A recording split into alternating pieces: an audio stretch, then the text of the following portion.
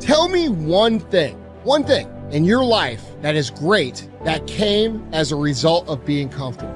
Most of us aren't defeated in one decisive battle. We are defeated one tiny, seemingly insignificant surrender at a time that chips away at who we should really be.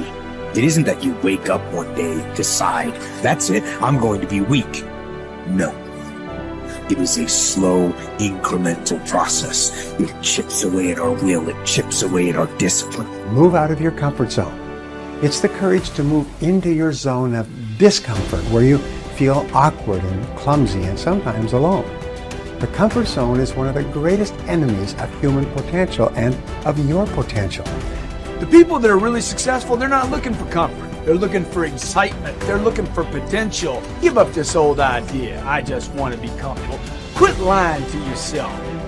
You know you seek more than comfort. So understand that when you're trying to avoid the pain, when you're trying to avoid the struggle, when you're trying to avoid the hard things in life, you are actively choosing to be average. Start putting some pressure on. Put some pressure on yourself. Get out here and get about it. Once you figure out that you're in a race amongst billions of people that live in this world, you're in a race by yourself. You have a purpose, and it's your purpose, not everybody else's purpose. It is your purpose and only your purpose, and it's your race. That means you are persistently bigger than your excuses. You are persistently bigger than feeling lazy. And you are persistently beating the feelings that typically stop you. Stop coming up with excuses. Don't give yourself permission to continue to live a small life. You can't fit a big dream into a small life. Give yourself permission to go for it, to test yourself, to challenge yourself, to live full. When the sun comes up, you've got all the books, you've got all the tapes, you've got all the access. Now it's time to hunt. And what separates you from everybody else is that when it's time to hunt, you're ready to hunt. What I've come to appreciate when you're working on changing your life, changing some bad habit, getting out of addictive situations or relationships, or working to build a dream or making a difference in our society, it's hard. There are going to be all kinds of challenges that we all must face. You cannot live in this world without a challenge. You cannot live in this world without a struggle. Greatness is right on the other side of pain. So what are you running from it for? You say you want to be successful, then push through it. Stop making excuses and go get it. The lack of self-discipline is the major cause of failure, frustration, underachievement, and unhappiness in life. It causes us to make excuses and sell ourselves short. Perhaps the two biggest enemies of success, happiness, and personal fulfillment are first the path of least resistance and second, the expediency factor. The path of least resistance is what causes people to take the easy way in almost every situation. They seek shortcuts to everything. They arrive at work at the last minute and leave at the first opportunity. They look for get-rich, quick schemes and easy money. Over time, they develop the habit of always seeking an easier, faster way to get the things they want, rather than doing what is hard but necessary to achieve real success. The expediency factor, which is an extension of the law of least resistance, is even worse when leading people to failure and underachievement. This principle says people invariably seek the fastest and easiest way to get the things they want, right now, with little or no concern for the long-term consequences of their behavior. In other words, most people do what is expedient, what is fun and easy, rather than what is necessary for success.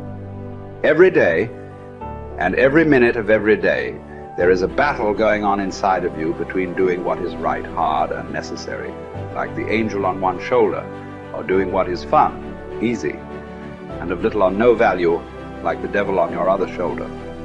Every minute of every day, you must fight and win this battle with the expediency factor and resist the pull of the path of least resistance if you truly desire to become everything you are capable of becoming. And then when you see people take on more responsibility and decide that they're going to aim up and confront their suffering honestly and forthrightly, that their lives get better and the lives of people around them get better too. And so that's very strange as well, because it also means that the pathway to less suffering is through suffering, right? And that would be hopeful if the world was constituted that way. It's like, well, there's suffering. How do you make it worse? Run away. How do you make it better? Confront it. Yeah, but it's suffering. It's like, yeah, but it's there. There it is. It's right there. It's a precondition for existence or something like that. And it's like you have something important to do as well. And you confront it, and that's the pathway to transcending it. We need to figure out, like, now, today, what is, the best way to live your life? What is the, there's got to be ways where you can be putting forward the most positive energy. I mean, we know objectively what's causing pollution. We know objectively what's causing birth defects, and we're taking in too much chemicals and not enough vitamins. We know objectively all this stuff. We know how to organize our world, and yet we don't do it. We know how to organize our health, and yet very few people do it. We know all these things. The right path to being a happy, healthy person is to do all the shit that we already know you're supposed to do. Take care of your body, take care of your health, take care of your mind, your stress, meditate, be kind to people. We all know that. I mean, you ask anybody, they know how to get by and to be the most evolved version of you that you can be. I mean, it's not like a magical checklist. If you talk to people about it, you said, okay, here you got a person, you want to improve them, what are the things that you're going to do to them? Okay, well, if I was a life coach, the first thing I would say is this guy's got to get on a diet that makes him healthy. I don't mean a diet just to lose weight. I mean just healthy foods in your body. Many, many vegetables.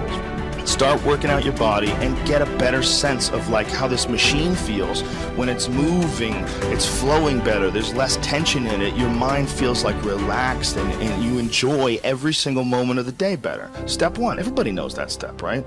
What's step two? Be cool to people. Be nice to as many people as you can. Smile at as many people as you can. Have them smile back at you. Tip well when you go to restaurants. Just do the most you can. Be as nice as you can and just still manage to not have people walk all over you. Just get through this life as nice as you can.